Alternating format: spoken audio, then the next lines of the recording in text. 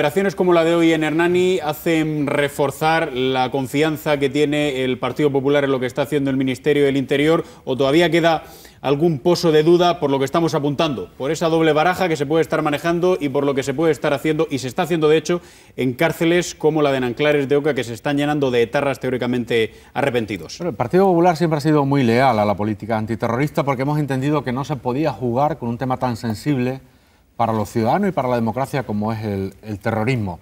La Constitución dice que el fin de las penas es la reinserción y la reeducación, pero acercar presos, que puede ser también legal, nadie dice que sea ilegal. Y por lo tanto yo no soy partidario del acercamiento, del beneficio, porque creo que no lo piensa así la mayoría de los españoles. Albert y Carmelo. Yo creo que hay un tema que se habla antes que se ha apuntado, pero es importante en todo esto, que es el tema de la legitimidad y la superioridad moral con la que ETA y el nacionalismo radical han parado las actitudes de ETA en el País Vasco. Antes se apuntaba. Es decir, el apoyo social, es fundamental que el apoyo social y político desaparezca. Vamos a dejarnos de hablar o de decir las cosas, yo creo que hay que decirlas por su nombre. Había un señor que se llama Arzayuz, que decía que unos movían el árbol y otros recogían las nueces. Por tanto, esa frase, ese libro, ese que hizo Isabel San Sebastián, magnífico, esa idea es lo que estaba haciendo el gobierno. ¿Por qué los ertzainas no detenían a ningún etarra nunca? Pues porque había un gobierno que decía que unos movían el árbol y otros recogían las nueces. Y eso hay que decir y denunciarlo, porque son los mismos señores que tienen un partido político, que hacen un discurso aquí, otro cuando llegan al País Vasco. Entonces, yo creo que eso hay que denunciarlo para que no vuelva a pasar, porque no puede ser que el líder de un partido o el presidente de una comunidad autónoma diga eso. Y me parece muy grave que Arzayuz dijera eso. Y eso es lo que está cambiando. El gobierno Patxi López, con el apoyo del PP, está consiguiendo que en un año y medio el País Vasco haya cambiado más que en los últimos 30 años. Porque no tienen la superioridad moral desde las instituciones. Porque no tienen superioridad moral en los medios de comunicación públicos. Porque eso se está transformando en una normalidad, en una sociedad que estaba de pies y de rodillas a ETA y al nacionalismo más radical. Y yo creo que eso es lo bueno y lo positivo.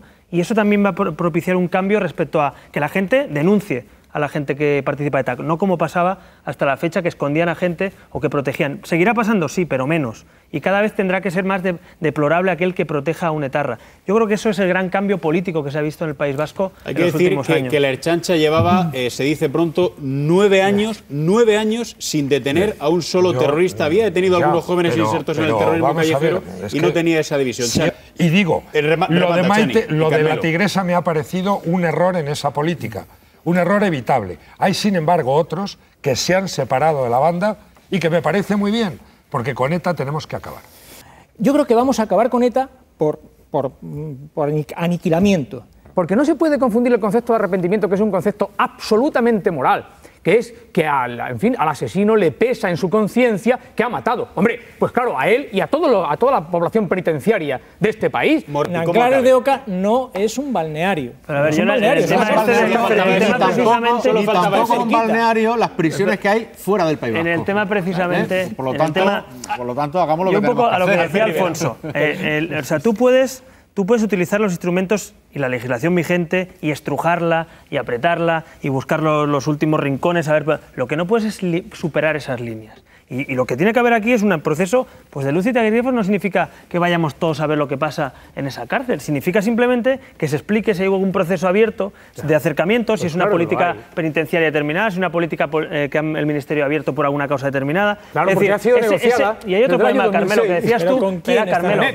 Por favor, Carmelo, tú decías que tenemos que darle un margen a este gobierno. ¿Sabes qué pasa? Que este gobierno, como repetían antes... resultados... Pero Carmelo, este gobierno es el mismo que decía Otegi, hombre de paz. Este es el mismo que sospechamos que puede haber tenido algo que ver en el tema de Faisán y puede haber habido alguna instrucción. Entonces, esas sospechas, pedir flexibilidad para un gobierno que, desde mi punto de vista, ha superado esas líneas y que ha creído en un diálogo y en un proceso de paz que muchos repudiábamos, pues a mí me parece que al revés, que es el gobierno el que tiene que dar ejemplo de convencimiento a los que no creemos en la política que ha llevado hasta la fecha. Entonces, es el gobierno no que nos tiene que pedir paciencia, sino en todo caso nos tiene que pedir que confiemos con pasos firmes. Entonces, este tipo de situaciones de una mano aquí, mañana detengo, con un gobierno que tiene precedentes desde el punto de vista político, pues es peor. O sea, cuando uno ha cometido un error, tiene que ser aún más exigente consigo mismo. No pedir paciencia a la gente y flexibilidad. Pero si las exigencias son los resultados, Albert. No, las exigencias no son los resultados. El Estado de Derecho son los resultados y los métodos. Son los métodos. El Estado de Derecho no es un capricho, es un Estado de Derecho, no es un objeto para llegar al fin de ETA. Hay que llegar, pero en el marco del Estado de Derecho, no hay que saltarse. Vamos a ver,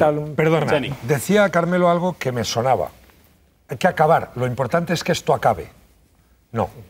Que acabe sí, pero ¿cómo? Claro, que acabe con la rendición de ETA, no con la rendición del Estado de Derecho. O el aniquilamiento, ¿no? Sí, prefiero. Ojalá, mejor. Pero te quiero decir, la rendición es la rendición. Me parece bien que los independentistas se presenten a las elecciones, siempre y cuando se haga con una manera absoluta y clara renuncia a la violencia. Pero si ya se pueden presentar hoy. Exacto. Pero lo hacen en Esquerra Republicana también se presenta. Exactamente. Pero no es un brazo político con el que hay que hablar, es un partido político por eso legal, te digo, que no tiene que no se pueden presentar, y esa es mi prueba del 9, hasta que ETA no rinda las armas. Condenaremos un atentado si se produce. Haremos no sé qué. Mire usted, no. Los mismos perros con distinto collar no valen. ¿Pero por qué hay que tragárselo, pregunto? Que no me da la gana. No, que por qué hay que tragárselo hasta marzo. Marzo que es que vamos a ver, ¿tienes alguna posibilidad de variarlo? Claro que sí, con la ley. Hay una posibilidad que una aplicación de la ley de Vale, de acuerdo, acepto. Lo permitían y luego no, pues no salió. Pero bien intencionado estoy seguro que fue el señor Aznar como lo fue el señor Zapatero, lo digan como lo digan. El señor Aznar dio a cambio el acercamiento de presos sin haber hecho nada, sin haber hecho nada acercó los presos. El señor Mayor Oreja que ahora está dando la bronca por ahí. Hombre, yo creo que la bronca no, sí, hombre, sí. Llevamos unos meses en el que en los últimos 4 meses el paro registrado ha descendido en 260.000 personas. Tenemos datos del paro, teníamos la semana pasada los datos de la EPA, del Instituto Nacional de Estadística, y según los datos que conocíamos la semana pasada tenemos en España 4.645.000 parados. Hoy, Albert, Chani y José Antonio.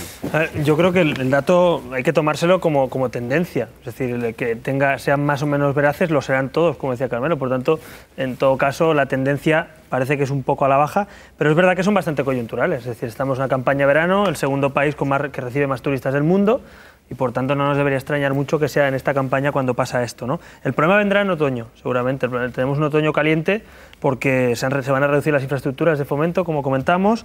Ya han dado datos de que ha bajado la venta de coches y de motos por precisamente la aplicación del IVA también, que es un tema que grava el consumo. Y por tanto ahí va a tener también muchos puestos de trabajo indirectos y directos relacionados con eso. Y por tanto lo que deberíamos preocuparnos es cómo vamos a acabar este año y cuál es la tendencia. Si esa tendencia veraniega, podemos decir, va a seguir o vamos a destruir más empleo a partir de otoño, que yo creo que es lo que a mucha gente le preocupa ahora, y sobre todo porque tampoco se han abierto los créditos de los bancos y por tanto es difícil que se creen más empresas, que se ponga en marcha el sistema, podríamos decir, y entre gasolina a las venas de esta economía española que está muy atascada. Por tanto, yo, sinceramente, buenos datos puntuales, pero me parece que el otoño va a ser complicado. Han apuntado el 20% trabajadores nacionales. Han tenido que tirar de trabajadores extranjeros para la recogida de fruta. A mí eso me preocupa. ¿Cómo no te va a preocupar? Dos temas puntuales. Albert. Sí, no, un tema que se nos olvida, digo porque, y a mí también antes, en este país nos olvidamos muchas veces de los autónomos. Es decir, en este país hay autónomos que tienen o ninguna persona asalariada o una, que son la inmensa mayoría. Y eso también es un colectivo azotado por esta crisis, seguramente el que más, porque ese es el tejido comercial, empresarial. Y sin capacidad de presión, Albert. Y sin capacidad de presión y con unas prestaciones cero prácticamente cuando se quedan en la calle, cuando cierran y cesan su actividad. Eso por un lado. Y ese es un tema que tampoco se habla muchas veces con estos datos macro. Se nos olvida que detrás de cada autónomo hay una empresa o dos contratados o un contratado o una familia. Y segundo, el tema del crédito. Es decir, se habla muy poco, que hay un pacto de silencio evidente entre los grandes partidos, que del pacto y de los 50.000 millones de euros de aval que se dio a las entidades financieras y de las líneas de crédito que no se les exigió concretar, de la falta de transparencia, o sea, el plan de rescate bancario de 2008 está dando malos frutos, porque no se fue transparente ni se abrió como hicieron en Estados Unidos, en Alemania o en Inglaterra. Y aquí no se ha hecho. Aquí tienen una posición los bancos respecto a los españoles, en definitiva, que no tienen otros países. Lo de Albert es tan importante lo que está diciendo que esto se vuelve contra el propio gobierno. El gobierno le dio a la banca una serie de millones. No, el gobierno y la oposición. Perdona, ha dicho el gobierno y todas las grandes medidas del gobierno fueron apoyadas por la oposición. Y en el Congreso de los Diputados. Y esta medida fue capital. Y en estos momentos, la gran banca, señor Zapatero, Sí, la gran banca lo apoya usted, señor Zapatero, usted lo sabe. Pero saquen a la venta todas las casas que tiene la banca y sáquenlas por el precio que le corresponde en este momento. Bajen la vivienda, pero la banca no baja la vivienda ni se vende. Y por tanto hay dos aspectos. Por un lado, problema, los activos no están contabilizados a un precio que no tienen. Claro, el crédito no fluye por un lado, porque los bancos no dan dinero. El otro día yo hablaba con un pequeño promotor en mi pueblo y me lo decía, estaba arruinado. Hay quienes están saliendo de vacaciones y quienes estén utilizando los aeropuertos la segunda quincena de agosto seguramente van a tener un problema porque se va a dar, ahora vamos a entrar de lleno en el tema, una huelga de controladores. Que hacemos turnos de 7 horas. Eso supone que a 7 horas, si el máximo semanal son 50, son 7 por 7, 49. Puedo trabajar los 7 días de la semana y todavía debo 1 hora en la empresa. Las horas de formación en este Real Decreto no se recogen como horas computables en el cómputo mensual o semanal. Las imaginarias que hacemos en casa, con el teléfono por si falta algún compañero de última hora para ir a trabajar, no se computan en el cómputo mensual ni en el cómputo semanal. De lo que ha ocurrido en años anteriores, en veranos anteriores, en fechas clave. Sí, para que se haga una idea, en Francia cuando hacen una huelga de controladores no hay ni un solo avión que aterrice, despegue o sobrevuelo el espacio aéreo francés. Eso es una huelga de controladores en Europa. Aquí en España nosotros el derecho a huelga lo tenemos bastante limitado, porque ya digo que la fijación de los servicios mínimos, al ser un servicio de interés estratégico, etcétera, etcétera, pues hará que se carguen las tintas en ese sentido y nuestro derecho pues se verá mermado más o menos en función de cuál sea la directriz que marquen desde el Ministerio de Fomento. Más allá, parejo al de los controladores alemanes. Otra cosa es que en Alemania haya 1.900 controladores para un espacio aéreo europeo que es del 13%. En España controlamos el 43% del espacio aéreo y somos 1.800, somos menos que en Alemania. Que la empresa no haya tenido el personal suficiente y nos haya tenido que ir pagando horas voluntarias para cubrir el servicio es un problema de gestión empresarial, no es un problema del trabajador. Y algunas personas están trabajando 29 días. Es que de verdad dice usted una cosa y la contraria. Albert Rivera. Un matiz previo que es lo de los rehenes que ha utilizado Carmelo.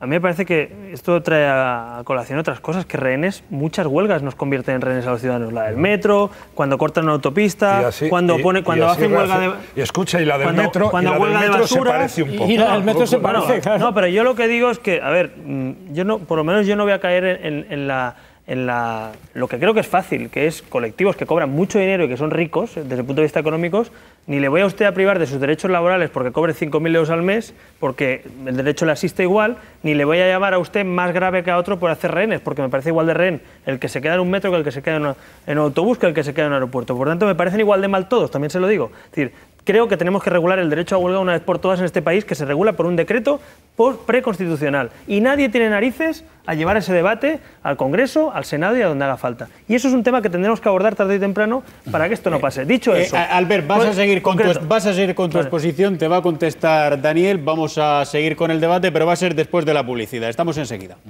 ¿Qué has quedado con la palabra, Albert? No, está reflexionando sobre los derechos, que evidentemente les asiste el derecho laboral y el derecho a huelga, y eso es un derecho legítimo y constitucional. Dicho eso, creo que ustedes, como colectivo, son un rival muy fácil, si me permite, para un ministro. Es decir, un colectivo de 1.800 señores que cobran de media más de 300.000 euros al año y que quieren ponerse de huelga en pleno mes de agosto en un país que recibe millones de turistas, el segundo país del mundo, que depende buena parte de nuestra economía.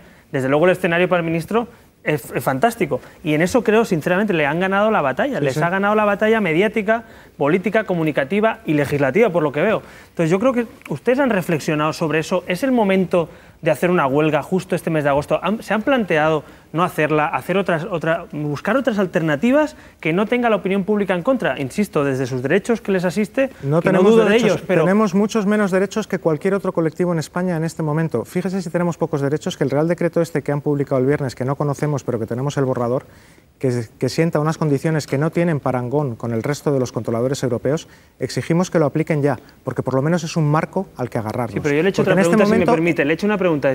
¿Ustedes se plantean, lo he dicho claro, al margen de los derechos que les asista, sean más o menos los que diga la Constitución, ¿se han planteado si es el momento, si es una buena estrategia para ustedes, si la opinión pública cómo lo ve? Porque es la única que tenemos para forzar a AENA y al Ministerio a que de verdad se sienten a solucionar. ¿Y usted cree que van a conseguir que AENA y el Ministro, después de esta jugada magistral, maquiavélica, se sienten y digan ahora no, pues vamos a ceder porque esta gente tiene razón? No sabemos cuál es la intención del Ministro, nos exponemos a muchas cosas al declarar una huelga, nos exponemos a un laudo, como les pasó a los pilotos de Iberia, antes incluso de que podamos ejercer nuestro derecho.